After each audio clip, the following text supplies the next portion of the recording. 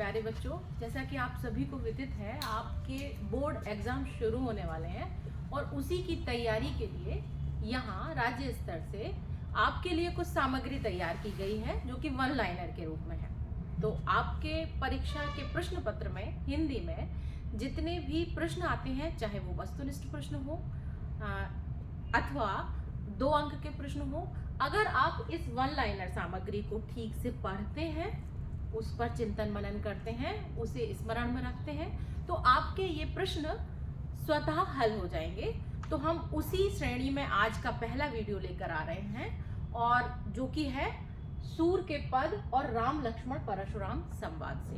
तो कक्षा 10 के लिए क्षितिज भाग 2 से पाठ सूर के पद और राम लक्ष्मण परशुराम संवाद पर मैं डॉक्टर मीनाक्षी दुबे आप सभी से चर्चा करने जा रही हूँ।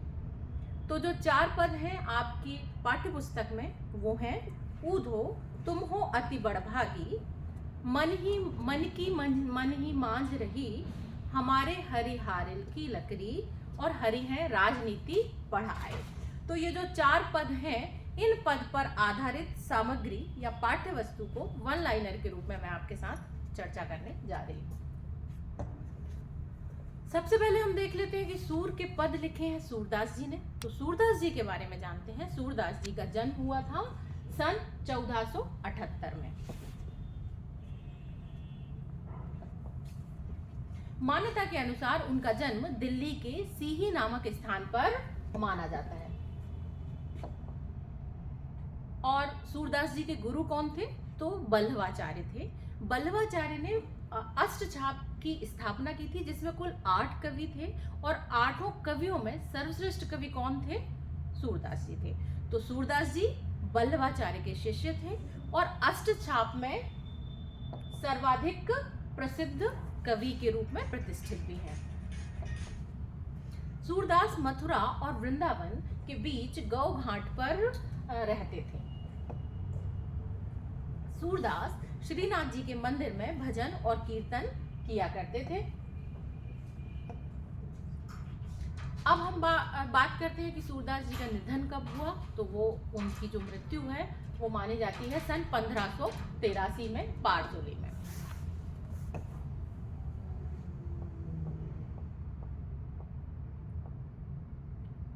इसके बाद हम देखते हैं कि सूरदास जी के ग्रंथ, तो हम सूरदास जी के ग्रंथ की अगर बात करें तो उनके 3 ग्रंथ हैं और उन ग्रंथों के नाम हैं सूरसागर, सूरसारावली, साहित्य लहरी। सूरसागर सूरदास जी का सर्वाधिक प्रसिद्ध ग्रंथ है और बहुत लोकप्रिय भी है। और आपकी जानकारी के लिए मैं यह बता दूं कि आपके पाठ्य पुस्तक में जो 4 पद लिए गए हैं वह भी सूरदास जी के सूरसागर से ही लिए गए हैं। और सूरदास जी वात्सल्य और श्रृंगार के कवि हैं। तो वात्सल्य पर उन्होंने बहुत कुछ लिखा है, इसीलिए सूरदास के बारे में कहा भी जाता है कि सूरदास जी वात्सल्य का कोना कोना झांक कर आए हैं। अब सूरदास ने किसके लिए पद लिखे हैं? तो वो कृष्ण के अनन्य भक्त थे और कृष्ण पर आधारित ही पद उन्होंने लिखे हैं और उनकी भाषा ब्रज है। सूरदास के पद लोकगीतों की परंपरा की श्रेष्ठ कड़ी है। सूरदास के पद जो हैं वो सूरसागर के भ्रमर गीत में से लिए गए हैं। तो आपकी पाठ्य पुस्तक में जो सूरदास के 4 पद लिए गए हैं वो सूरसागर के भ्रमर गीत प्रसंग से लिए गए हैं। इसे आप विशेष रूप से ध्यान रखिएगा। अब इसके बाद हम देखते हैं कि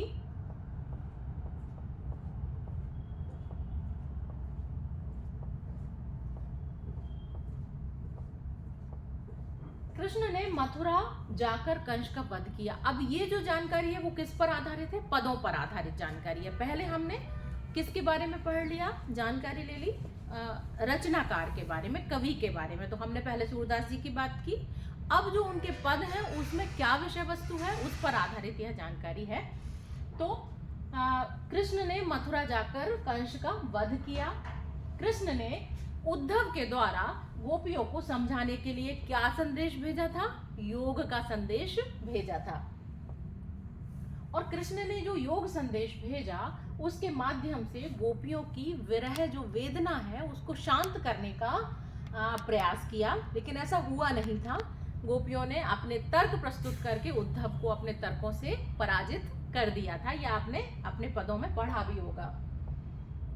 गोपियों को उद्धव का ये जो शुष्क सा संदेश है वो बिल्कुल भी अच्छा नहीं लगा।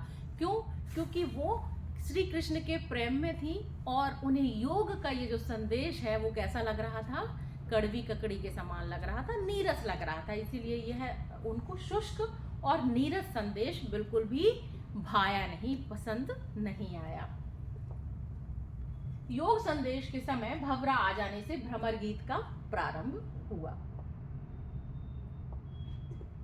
गोपियों ने भ्रमर के बहाने से अर्थात भंवरे के बहाने से किसे उलाहना दी है? किस पर व्यंग किया है? उद्धव पर व्यंगवाण छोड़े हैं। गोपियों को योग का संदेश कैसा लगता है? जैसे अभी मैंने कहा था कि उनको भाता नहीं है, उनको पसंद नहीं आता, इसलिए जो योग का संदेश है जो कौन लेकर आए थे? उद्धव जी लेकर आए थे। वो कैसा प्रतीत होता है? कड़वी ककड़ी के समान प्रतीत होता है। उद्धव ने गोपियों ने उद्धव को राजधर्म याद दिलाया। और राजधर्म क्या था? तो राजधर्म क्या होता है? गोपियों ने कहा कि तुम्हें राजधर्म याद रखना चाहिए और अपने कृष्ण को जाकर बताना चाहिए। और राजा का धर्म क्या होता है? प्रजा का हित करना। तो राजा का धर्म प्रजा का हित करना है। गोपियों ने उद्धव को बड़भागी कहकर व्यंग किया। तो ये जो बड़भागी शब्द आया है वो व्यंगात्मक रूप में आया है, इसे आप लोग ध्यान में रखेंगे। पुर इन पात शब्द पद में आया है, तो जिसका अर्थ होता है कमल का पत्ता। अक्सर ये वस्तुनिष्ठ प्रश्नों में आपसे पूछ लिया जाता है। तो पुर इन पात का अर्थ क्या है? पुर इन पात का अर्थ है कमल का पत्ता। उद्धव के व्यवहार की तुलना तेल लगी गगरी और कमल के पत्ते से की गई है। क्यों? क्योंकि जो तेल लगी हुई गगरी होती है और कमल का पत्ता होता है, उस पर अगर जल गिराओ तो उसका कोई असर नहीं पड़ता, वो छलक कर नीचे पहुंच जाता है। ठीक वैसे ही उद्धव पर योग का तेल लगा हुआ है और वो योग रूपी जो ज्ञान है उसका तेल इतना लगा हुआ है कि प्रेम रूपी जल का जो बिंदु है वो उन पर ठहरते ही नहीं है। इसीलिए उद्धव के व्यवहार की तुलना तेल लगी गगरी और कमल के पत्ते से की गई है। कमल के पत्ते एवं तेल लगी गगरी की विशेषता क्या होती है? मैंने अभी आपको बताया कि दोनों पर पानी का प्रभाव बिल्कुल भी नहीं होता। गोपियों ने कहा कि उद्धव, अभी तुमने प्रेम रूपी नदी में अपने पैर डुबाए ही नहीं हैं। अर्थात प्रेम रूपी नदी से पार उतरना तो बहुत दूर की बात है, अभी तो तुमने उसमें अपने पैर को डुबाया भी नहीं है, ऐसा गोपियां कहना चाह रही हैं। श्री कृष्ण के से अनन्य प्रेम के कारण गोपियां स्वयं को भोली भाली और अबला बता रही हैं। गोपियों ने भ्रमर के बहाने उद्धव पर व्यंग्यवाण छोड़े, ये आपको पहले इस पर चर्चा हो चुकी है।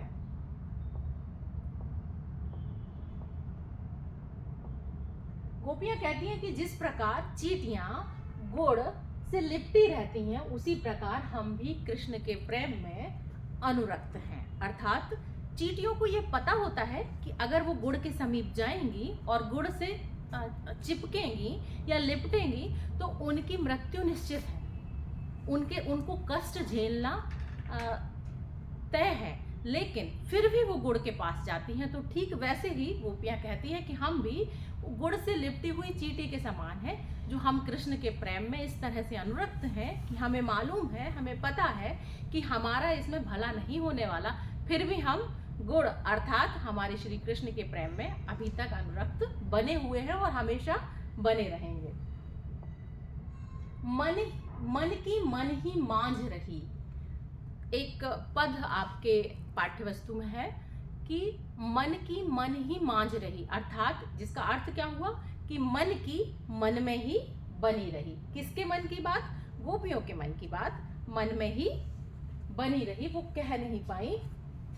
गोपियों को कृष्ण के वापस आने की आशा थी, इसीलिए उन्होंने अपने तन मन की व्यथा को सहा था। अर्थात गोपियों को यह आस थी कि कृष्ण कभी न कभी अवश्य आएंगे, इसीलिए वो अपने तन और मन की व्यथा को सहते हुए जा रहे हैं। गोपियों की विरह अग्नि योग संदेश को सुनकर और अधिक बढ़ गई, अर्थात जो विरह में वो जल रही थी, तो उनको लगा कि अगर कृष्ण के माध्यम से कोई संदेश आया है तो वो हमारी विरह अग्नि पर कुछ विरह अग्नि को कुछ कम करेंगे। लेकिन हुआ क्या कि कृष्ण ने योग का संदेश भेज दिया और योग के संदेश के माध्यम से गोपियों की जो विरह अग्नि है वो और भी अधिक बढ़ गई। मर ज्यादा ना लही के माध्यम से प्रेम की मर्यादा की बात कही गई है। हारिल हारिल पक्षी का वर्णन यहाँ पद में आया है। तो हारिल कौन होता है? हारिल एक पक्षी होता है जो अपने पैरों में सदैव एक लकड़ी को पकड़े रहता है। गोपियों ने श्री कृष्ण को मन, कर्म, वचन से अपने हृदय में सदा के लिए विराजमान कर लिया है। गोपियां सोते जागते सपने में एवं दिन रात कृष्ण के नाम का ही जाप करती रहती हैं। ये जप लिखा है, ये है जाप। जाप करती रहती हैं या जप, तो इसे हम जप पढ़ेंगे, ध्यान रखिएगा। ये जो है ये है जप। अब पढ़िए, गोपियां सोते जागते सपने में एवं दिन रात कृष्ण के नाम का जप करती रहती हैं या जाप करती रहती हैं। व्याधि का अर्थ रोग पीड़ा पहुंचाने वाली वस्तु होता है। व्याधि अर्थात या तो कोई रोग या फिर पीड़ा पहुंचाने वाली वस्तु या कोई माध्यम। गोपियों ने योग संदेश उन्हीं को देने की बात कही है जिनके मन चंचल हैं एवं चक्री के समान है। तो जब योग का संदेश उद्धव जी लेकर आते हैं तो गोपियां उनसे कहती हैं कि ये योग का संदेश जो है वो हमें मत दीजिए, आप किसको दीजिए? उनको दीजिए जिनके मन चंचल हैं और चक्री के समान है, यहाँ वहाँ घूमते रहते हैं। हमारा मन तो स्थिर है, और वो किस में स्थिर है? हमारे आराध्य श्री कृष्ण में हम अनुरक्त हैं और हम उन्हीं के आसपास ही अपना मन रखना चाहते हैं। इसीलिए आप ये योग का संदेश जो है वो सिर्फ ऐसे लोगों को दीजिए जिनके मन चंचल हैं और चक्री के समान हैं। गोपियों के अनुसार कृष्ण पहले से ही चतुर थे, और एक तो पहले से ही कृष्ण चतुर थे और फिर वो मथुरा जाकर राजनीति का ग्रंथ और पढ़ाए हैं। तभी गोपियां कहती हैं हरि है राजनीति पढ़े आए। तो इसीलिए अब वो और भी ज्यादा चालाक हो गए हैं, ऐसा गोपियां मानती हैं। गोपियां कहती हैं कि पहले के लोग भले एवं सज्जन होते थे, जो दूसरों के हित के लिए घूमते फिरते थे, और एक कृष्ण है जो दूसरों के मन की चोरी किए फिरते हैं। गोपियों के अनुसार राजा का धर्म है प्रजा को ना सताए, अर्थात राजा का धर्म है प्रजा का हित करना। इसके विपरीत अगर राजा प्रजा को सताता है तो यह गलत है। अब चूंकि श्री कृष्ण एक राजा हैं और वो गोपियां जो कि उनकी प्रजा है उनको सता रहे हैं, इसीलिए गोपियां कहती हैं कि जाओ और जाकर अपने कृष्ण को राजधर्म का स्मरण करवाना। गोपियां कृष्ण से अपना मन मांग रही हैं जो वह अपने साथ ले गए हैं। गोपियां तर्कपूर्ण ढंग से अपनी बात रखती थीं और किसी भी बात को कहने में हिचकती नहीं थी। तो अगर आपसे यह पूछ लिया जाता कि ब्रज की गोपियों की विशेषता, तो ये दो विशेषताएं आप लिख सकते हैं कि वो तर्कपूर्ण ढंग से अपनी बात कहती थी और किसी भी बात को या अपनी बात रखने में हिचकती नहीं थी।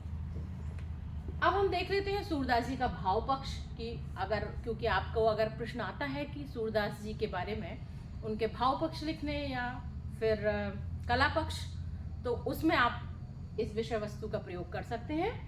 सूरदास का भाव पक्ष, तो भाव अर्थात उन्होंने किस भाव के पद लिखे हैं या साहित्य सृजन किया है, तो वो है वात्सल्य और श्रृंगार रस का प्रयोग किया है। पुष्टि मार्गी भक्ति है उनकी। और कला पक्ष की अगर हम बात करें तो उनकी जो पदावली है कोमल कांत पदावली है, ठीक है। भाषा में संगीतात्मकता है, आप देखेंगे आप एक एक पद उनका गा सकते हैं, लयता के साथ उसको संगीतबद्ध भी कर सकते हैं। और सजीवता है। आप जब उनके श्रृंगार के पद देख लें या वात्सल्य के पद देख लें, हमें ऐसा लगता है कि साक्षात हमारे समक्ष पूरा दृश्य स्थापित हो गया है। तो और ब्रज भाषा का प्रयोग है, तो यह आपको ध्यान रखना है, ब्रज भाषा और साथ में कभी कभी अवधि, फिर कोमलकांत पदावली, भाषा में संगीतात्मकता है, लयात्मकता है, और भाव जो है वो उनके वात्सल्य और श्रृंगार के भाव हैं। पुष्टि मार्गी भक्ति उन्होंने की है। अब हम अगले पाठ पर आते हैं। जैसा कि मैंने आपसे पहले चर्चा की थी कि हम इस कक्षा में दो पक्ष लेने वाले हैं। एक हमारा सूर के पद हो चुका है, अगला है राम लक्ष्मण परशुराम संवाद। तो बच्चों, आप सभी को यह ज्ञात होगा कि रामचरितमानस में, बालकांड में राम लक्ष्मण परशुराम संवाद है। जब धनुष भंग राम के द्वारा किया जाता है, उस समय परशुराम के क्रोधित होने और उनसे वार्तालाप लक्ष्मण का, राम का, वो सब इसमें वर्णन किया गया है। तो यह है राम लक्ष्मण परशुराम संवाद, अर्थात ये 3 लोगों का संवाद इसमें है। अब हम थोड़ी सी जानकारी इसके बारे में ले लेते हैं। तो कवि का नाम क्या है? तुलसीदास जी। गोस्वामी तुलसीदास ने राम लक्ष्मण परशुराम संवाद लिखा है, और ये राम लक्ष्मण परशुराम संवाद कहाँ पर है? रामचरितमानस के बालकांड में। अब काल, अर्थात गोस्वामी तुलसीदास जी किस काल के कवि थे? तो वो भक्ति काल, राम भक्ति शाखा के कवि थे। भक्ति काल की दूसरी शाखा कौन सी? राम भक्ति शाखा। 2 शाखाएं हुई हैं, आपको सभी को पता है, राम भक्ति शाखा और कृष्ण भक्ति शाखा। तो राम भक्ति शाखा के कवि हैं। उनका जन्म हुआ है सन 1532 और मृत्यु 1623। इसमें यह ध्यान रखना होगा कि जन्म मृत्यु के बारे में कई मतांतर चलते हैं, ठीक है। तो अन्य कोई सन भी कहीं पर आपको मिल सकता है, इसमें आप ऐसे भ्रमित ना हो। संभवतः जन्म और मृत्यु आपकी परीक्षा में या प्रश्न पत्र में नहीं पूछे जाते हैं, ये आपके सिर्फ ज्ञान के लिए है कि आप इसे जान पाए। भाव पक्ष, गोस्वामी तुलसीदास जी ने उनका भाव पक्ष क्या था, किस तरह की रचनाएं की हैं? तो आपका दृष्टिकोण जो है वो बहुत व्यापक और समन्वयवादी था। समन्वयवाद की स्थापना का श्रेय जो है वो गोस्वामी तुलसीदास जी को जाता है। शांत रस इनका प्रमुख रस है। जैसे हमने सूरदास जी में देखा श्रृंगार और वात्सल्य, तो यहाँ पर शांत रस प्रमुख है। सामाजिक चेतना का प्रचार प्रसार उनके काव्य में मिलता है। भाषा ब्रज और अवधि है। यहाँ पर जो कि ये पाठ लिया गया है राम लक्ष्मण परशुराम संवाद, ये रामचरितमानस से है, और रामचरितमानस की भाषा अवधि है। तो इस पाठ की भाषा कौन सी होगी? अवधि। इसे आप लोग ध्यान में रखेंगे। अब हम देखते हैं कि तो गोस्वामी तुलसीदास जी का जन्म कब हुआ। तो जो मतांतर है, उनसे जो सर्वमान्य मत है वो यह है कि गोस्वामी तुलसीदास जी का जन्म उत्तर प्रदेश के बांदा जिले के राजापुर नामक गांव में हुआ था। अन्य कुछ विद्वान अलग अलग मत भी इसका मानते हैं। तुलसीदास को गुरु कृपा से राम भक्ति का मार्ग मिला, अर्थात उन पर गुरु की कृपा हुई और फिर उन्होंने राम भक्ति का एक मार्ग अपनाया और अपना पूरा साहित्य, अपना काव्य उसी पर आधारित लिखा। तुलसीदास के गुरु कौन थे? तो नरहरिदास। अब ये 2 बिंदु आपके समक्ष आ चुके हैं। सूरदास जी के गुरु थे वल्लभाचार्य और गोस्वामी तुलसीदास जी के नरहरिदास। तो इस बात में आपको भ्रमित नहीं होना है, बहुत अच्छे से ध्यान में रखना है। रामचरितमानस तुलसीदास जी की प्रमुख रचना है, जो एक महाकाव्य है। तुलसीदास जी की अन्य रचनाएं कवितावली, गीतावली, दोहावली, कृष्ण गीतावली, विनय पत्रिका, हनुमान बाहुक, ऐसे 12 रचनाएं उनकी प्रसिद्ध हैं। अब ये जो आप देख रहे हैं 2023 में ये रचनाएं या प्रश्न पूछा गया था, इसलिए यहाँ पर अंकित कर दिया गया है। रामचरितमानस अवधी भाषा में लिखा गया है, ये मैं आपसे पहले ही चर्चा कर चुकी हूँ। रामचरितमानस का मुख्य छंद चौपाई है, अर्थात किस छंद में उसकी रचना हुई है, तो ज्यादातर उसमें चौपाई है, बीच बीच में दोहों को भी लिया गया है, तो दोहा और चौपाई वहां पर छंद है, सोरठा भी है, लेकिन जो मुख्य छंद अगर हम मान सकते हैं तो वो चौपाई मान सकते हैं।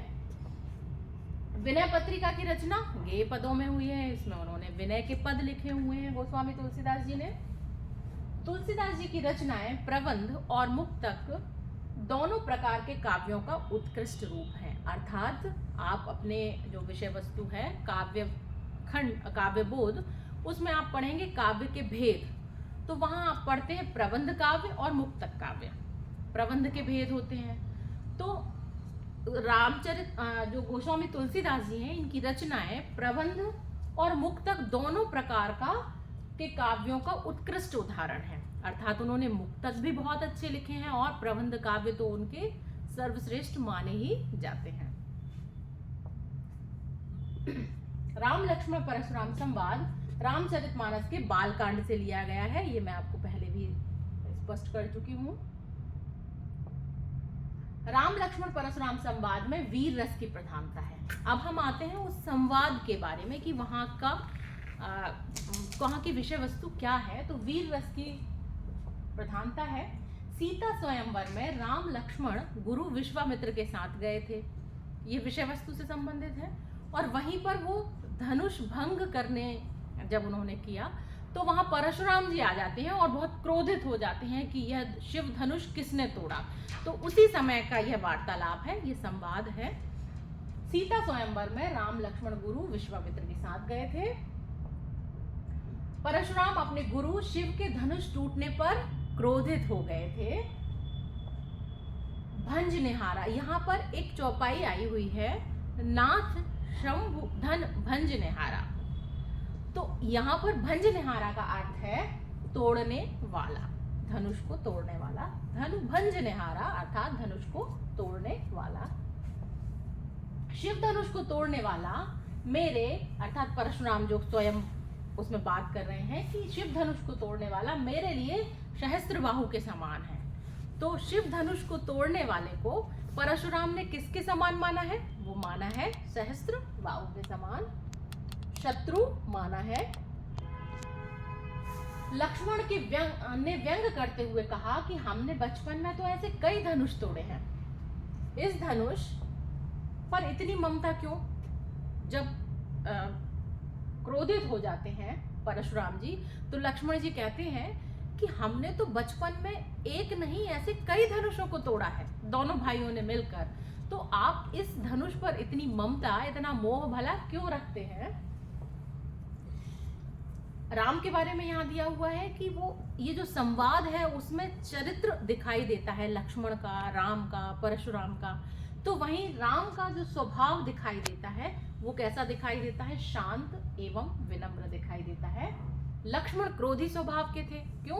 क्योंकि परशुराम का क्रोध देखकर लक्ष्मण भी क्रोधित हो जाते हैं। तो यहाँ उनके चरित्र की विशेषता दिखाई देती है कि लक्ष्मण क्रोध बहुत शीघ्र करने लगते थे। लक्ष्मण ने तर्क दिया कि शिव धनुष पुराना था और राम के छूते ही टूट गया। हालांकि लक्ष्मण ने प्रयास किया कि वो परशुराम को हंसी हंसी में आगे लेकर जाए, लेकिन वो जब कहते हैं, उन्होंने तर्क दिया कि शिव धनुष अपने आप ही स्वतः टूट गया। क्यों? क्योंकि वो पुराना था और राम ने जैसे ही उसे छुआ वैसे ही शिव धनुष टूट गया। परशुराम क्षत्रिय कुल के विरोधी हैं, यह बात स्मरण में रखनी होगी। परशुराम के बारे में माना जाता है कि वो क्षत्रिय कुल के विरोधी रहे हैं और उन्होंने कई बार इस पृथ्वी को क्षत्रियों से विहीन करके ब्राह्मणों को दान में भी दिया हुआ था। कुंभड़बतिया शब्द का अर्थ कमजोर, निर्बल व्यक्ति या कुम्हड़े का बहुत छोटा फल होता है। तो कुंभड़बतिया यहाँ एक शब्द आया है जिसका अर्थ है बहुत कमजोर, छोटा, या फिर कुम्हड़े का बहुत छोटा फल। तो लक्ष्मण के अनुसार वीर योद्धा स्वयं अपनी प्रशंसा नहीं करते, अपनी वीरता का प्रदर्शन युद्ध भूमि में करते हैं। तो अगर यह प्रश्न आपके पास आता है कि वीर योद्धा की क्या विशेषताएं लक्ष्मण ने बताई हैं, तो वो ये है कि वीर योद्धा स्वयं अपनी प्रशंसा नहीं करते हैं, वरण या बल्कि वीरता का प्रदर्शन कहाँ करते हैं? युद्ध भूमि में करते हैं। तो यह प्रश्न भी 2022 में किसी रूप में पूछा जा चुका है। विनय पत्रिका और कवितावली की रचना ब्रजभाषा में की गई है। 2023 में यह प्रश्न पूछा जा चुका है। रिसाई शब्द आया है जिसका अर्थ होता है क्रोध करना। 2024 में यह प्रश्न पूछा जा चुका है। भगवान शंकर का धनुष किसने तोड़ा? तो भगवान शंकर का धनुष किसने तोड़ा? राम ने तोड़ा। 2022 में यह प्रश्न आ चुका है। तो अब प्यारे बच्चों, आपके साथ ये सामग्री साझा की और मैं पूरी आशा करती हूँ कि आप इस पूरी सामग्री को आपके पास जो वन लाइनर पुस्तक है उसमें पढ़ेंगे, इस वीडियो में सुनेंगे, देखेंगे और इसका पुनः पुनः अभ्यास करेंगे और बोर्ड परीक्षा में प्रश्न पत्र में इससे संबंधित जितने भी प्रश्न आएंगे उनको भली भांति हल कर पाएंगे। इसी आशा और शुभकामना के साथ बहुत बहुत धन्यवाद। नमस्कार।